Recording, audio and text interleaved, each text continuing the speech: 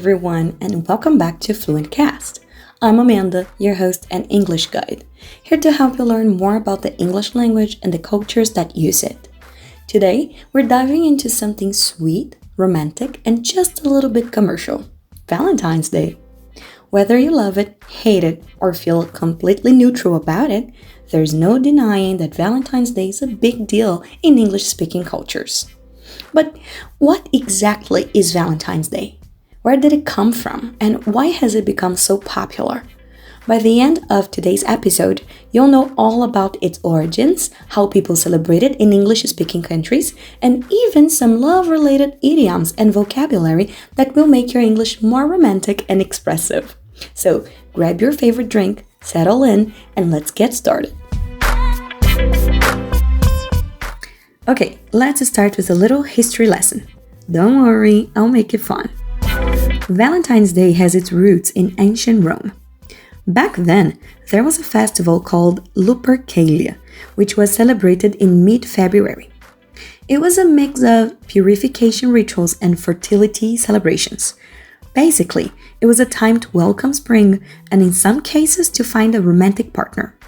Over time, this pagan festival blended with Christian traditions, and Valentine's Day became associated with Saint Valentine. Now, here's an advanced word for you: martyr. A martyr is someone who dies for their beliefs. Saint Valentine was a Christian martyr who, according to legend, secretly married couples at a time when marriage was banned by the Roman emperor. He became a symbol of love and devotion, and eventually, the day of his death, February 14th, was named after him. Interesting, isn't it? Fast forward to the Middle Ages, and Valentine's Day started to look more like the holiday we know today. People began exchanging love notes and poems, especially in England and France. This leads us to our next topic.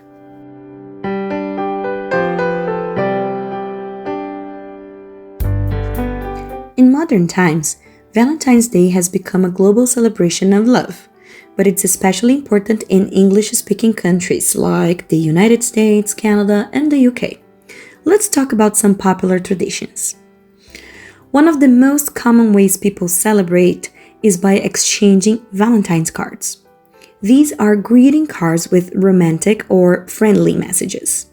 Kids in schools often give cards to their classmates as a fun way to show appreciation. Adults, on the other hand, might write more personal notes for their partners. By the way, here's a useful phrase: to wear your heart on your sleeve. It means to openly show your emotions, just like writing heartfelt words in a card. Another big tradition is giving gifts. The classic Valentine's Day presents are chocolates, flowers, and jewelry. Why chocolates? Well, they're considered a sweet way to say, "I care about you." Roses, especially red ones, are a symbol of love and passion.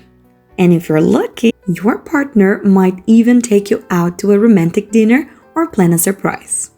Now, let's talk about pop culture.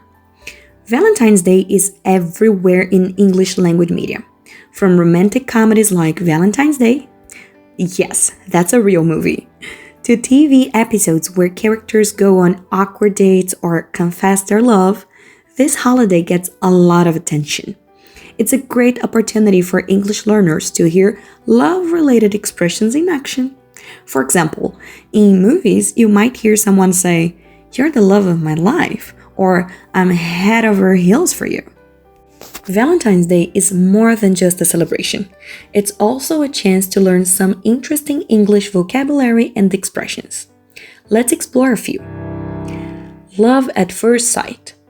This phrase means falling in love with someone the first time you see them.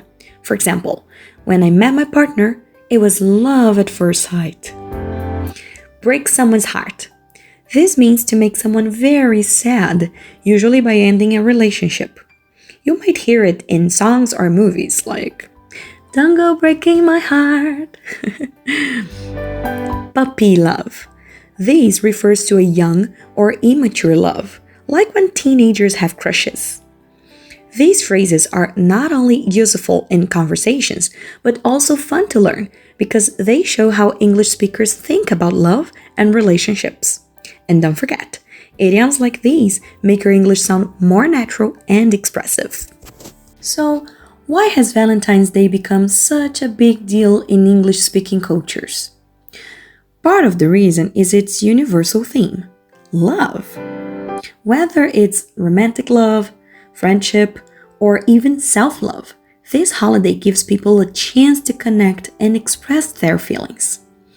In many ways, it's also a reflection of English speaking culture's emphasis on individual expression. Writing a personal message in a Valentine's card or planning a thoughtful gift shows effort and creativity, which are highly valued. At the same time, Valentine's Day has become a significant commercial event. Businesses like card companies, florists, and chocolate makers benefit a lot from the holiday. Some people criticize this, calling it too commercial, but many others see it as a fun excuse to celebrate.